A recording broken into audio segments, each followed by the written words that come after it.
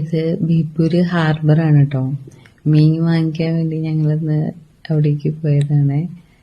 അപ്പം ഞാന് കുറേ പ്രാവശ്യം വന്നിട്ടുണ്ട്.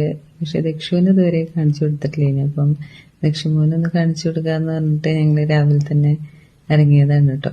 ദക്ഷുവിന് ഭയങ്കര അത്ഭുതമായിരുന്നു. അവനിങ്ങനെ ഓരോ കാര്യങ്ങള് കാണിച്ചു കൊടുക്കുമ്പോ അത് കുട്ടികൾക്കൊക്കെ അങ്ങനെയാണല്ലോ, വലിയ സന്തോഷമാണല്ലോ മീനിന്. കുറേ മീനൊക്കെ കണ്ടപ്പോഴേ പിന്നെ കുറേ ബോട്ടുകള് തോണികള് ഒക്കെ കണ്ടിട്ടുണ്ട്.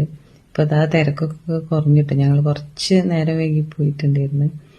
രാവിലെ നേരത്തെ വരികയാണെങ്കിൽ അവിടെ നിൽക്കാൻ കഴിയൂല, അത്രയ്ക്ക് തിരക്കായിരിക്കും. എന്നാലും കുറച്ച് മീനൊക്കെ ഉണ്ടായിരുന്നു കേട്ടോ. അപ്പം അതൊക്കെ ദക്ഷുവിന് ഇങ്ങനെ നടന്ന് കാണിച്ചെടുത്ത് രണ്ടാളെ കൈയും പിടിച്ചിട്ട് നടക്കുക കേട്ടോ. എന്നിട്ട് ഓരോന്ന് കാണുമ്പോൾ അത്ഭുതത്തോടെ ഓരോ കാര്യങ്ങള് സംശയം ചോദിക്കുകയാണ് കേട്ടോ. അപ്പം അതൊക്കെ നോക്കി ഞങ്ങള് കുറച്ച് ഐക്കോറിയം മേടിച്ചു, പിന്നെ കുറച്ച് കൂന്തളും വാങ്ങിച്ചു കേട്ടോ. കൂന്തള് ദക്ഷുവിന് ഭയങ്കര ഇഷ്ടമാണ്. അപ്പൊ പിന്നെ കണ്ടപ്പോ അതും കൂടി മേടിച്ച് അത് മുറിക്കാനൊക്കെ കൊണ്ടുപോയി. ഞങ്ങള് അവിടെ മീൻ മുറിക്കുന്ന സമയത്ത് ഞങ്ങൾ മാറി നിന്ന് അവിടെയുള്ള ഓരോ കാഴ്ചകൾ കാണിയിരുന്നു കേട്ടോ. ഞാൻ ഫോൺ എടുത്തിട്ട് ഇവയ്ക്ക് നോക്കുന്നൊക്കെ പറഞ്ഞിട്ട് ആര് മൈൻഡ് ചെയ്യുന്നു. അവന് അത് കാണുമ്പോ രസാണല്ലോ.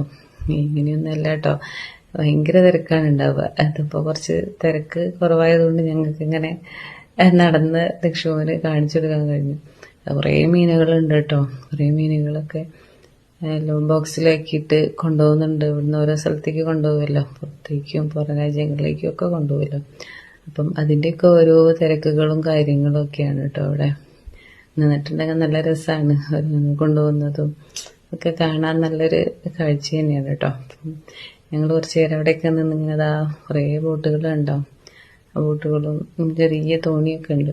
അതൊക്കെ നോക്കിയിട്ട് ഞങ്ങളിവിടെ കുറച്ച് നേരം മാറി നിന്നിട്ടോ. ദക്ഷു ഓരോന്ന് കണ്ടിട്ട് ഇങ്ങനെ എനിക്ക് പറഞ്ഞു തരികയാണ് കേട്ടോ. അവന് ഭയങ്കര അത്ഭുതമായിരുന്നു. എന്തായാലും ദക്ഷു ഇന്ന് ഭയങ്കര ഹാപ്പിയിലാണ്. പിന്നെ പോർട്ടിലൊന്ന് പോകണമെന്ന് വിചാരിച്ചപ്പോഴേക്കും പിന്നെ ഭയങ്കര വെയിലാണല്ലോ ഇപ്പോൾ. അപ്പം അത് പിന്നെ കാണാമെന്ന് പറഞ്ഞിട്ട് ഞങ്ങൾ അവിടെ നിന്ന് തിരിച്ചു പോകുന്നു.